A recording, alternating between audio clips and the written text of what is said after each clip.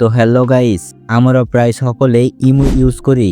ইমোতে ভিডিও কলে কথা বলার সময় স্ক্রিন রেকর্ড করতে পারি না। এই সমস্যাটা আমরা প্রায় সকলেই ফেস করতেছি। আজকে এই সমস্যাটির সমাধান করে দিব। এখন থেকে ইমোতে ভিডিও কলেও স্ক্রিন রেকর্ড করতে পারবেন। তাই ভিডিওটি না টেনে সম্পূর্ণ দেখতে থাকুন, তা না হলে কিছুই বুঝতে পারবেন না। আর যারা আমাদের চ্যানেলে নতুন তারা অবশ্যই আমাদের চ্যানেলটা সাবস্ক্রাইব করবেন। আর যারা সাবস্ক্রাইব করেছেন তাদেরকে অসংখ্য ধন্যবাদ। তো চলুন আমরা মোবাইল স্ক্রিনে চলে যাই।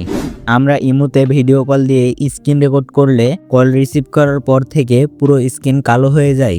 এই সমস্যাটা সমাধানের জন্য আপনি চলে যাবেন আপনার ফোনের ইমো অ্যাপসে গিয়ে আপনার প্রোফাইলে চলে আসবেন। এরপর এখানে সিকিউরিটি অ্যান্ড প্রাইভেসিতে ক্লিক করবেন, সেট অ্যান্ড কল প্রাইভেসিতে ক্লিক করবেন, ব্লক স্ক্রিনশট ফর কলস এটা অফ করে দেবেন।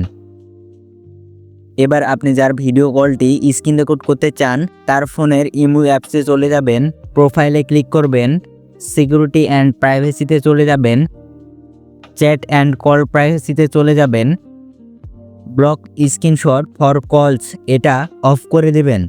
তো দুইটা ফোনেই এই অপশানটা অফ করে দিবেন, তাহলে ভিডিও কলেও স্ক্রিন রেকর্ড করতে পারবেন।